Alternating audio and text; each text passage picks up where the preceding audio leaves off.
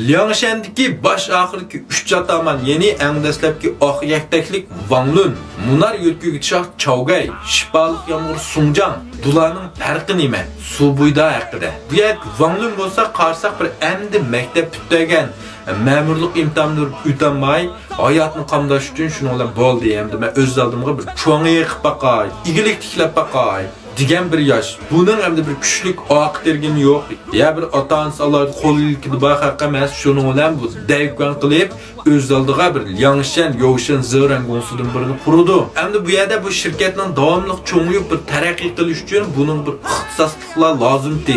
Asli bu ixtisosliklarni eklib bu yerdagi ma'lum bir pay huquqiy pay chekini bular bilib bersa, shirkat davomli taraqqiy qildi. Shirkatning taraqqiyot nuqtasidan bu qarash to'g'ri. Biroq bu yerda Wang Lun ashu bir pay huquqidan voz kechamay, hamda buningki kishilik munosabati, jamiyat bilan bo'lgan munosabatini nihoyat ojiz, tajribasi kam bo'lib qolganligi uchun mag'lub bo'ldi. Chaogay bo'lsa bir fuarday qo'llikida bor. Meni guanju qilib filmning davomini anglang. Yurtda inovat va atrofida bir talay voy og'i deb turadigan birodarlar va bekochi bolalardi. Buning asosli qiziqishi maychib, gadir chaqib, qart o'ynash. Birodarlar bilan bunda jonning lazzatini surib, mushundal o'tish. Nihoyat mard. Shuning uchun buning yenda ashundoq og'iylarimi nihoyat ko'p, inovat zo'r. 30 necha yosh kirgan bilan bir ishning peshini tutmagan, ya bir xotinim yo'q. Mabti jixmiki endi. Mabti jixo'g'ash kim narsan bo'ladi deb tanlablamay qoldimi u bu Chaogay. Endi bu yerda yetib qashlab birodarlarini mehmon qilib Alloh yo'ndachilik bilan buni pullarini toza ozlab tugay dedi.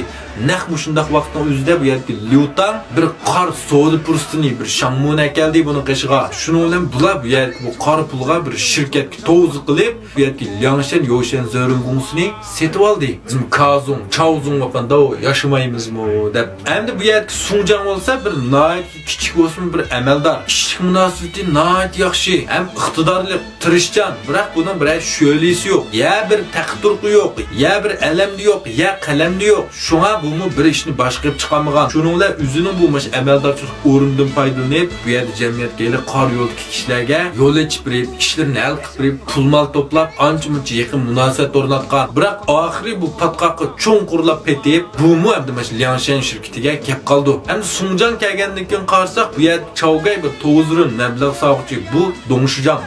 Sungjang bo'lsa bu yerda Zongjingli bo'ldi. Ham Sungjang kapla buningki iqtidori va orzu-armon nishoni bo'lganligi uchun bu yerga Liangshan shirkatiga nihoyat yaxshi shangmulardan bir qanchani olib keldi. Bular nihoyat zo'r foyda va inovat olib keldi. Shuning bilan bu yerga Arlongshan, Taoxuashan qatorli bir qancha kichik shirkatlarni bular o'ziga qo'shib oldi. Texim zo'r taraqqiy qildi. Shuning bilan endi bu Liangshan jitvan bo'lib bu yerdagi Dongshujan Chaogay bilan Zongjingli Sungjang o'ttirdagi ziddiyat bag'anch, zillishidu, bag'anch cho'nguydi. Maxfiy tutqulun bo'lmaydigan holatda oshkorlanib qoldi. Kim bu yerdagi Sungjang o'zi bosh Dongshujanlik o'rniga chiqdi. Endi bu yerdagi Chaogayning o'limi, Chaogayning kim qasdi deganini ayrim bir tema qilib men tafsiliy so'zlayman. Bundaqda bu yerdagi keyingi ataman Lu Jinyi bilan Sungjangning farqi nima? Lu Jinyi bilan Sungjangdan qaysi bakarak iqtidorli? Nima uchun?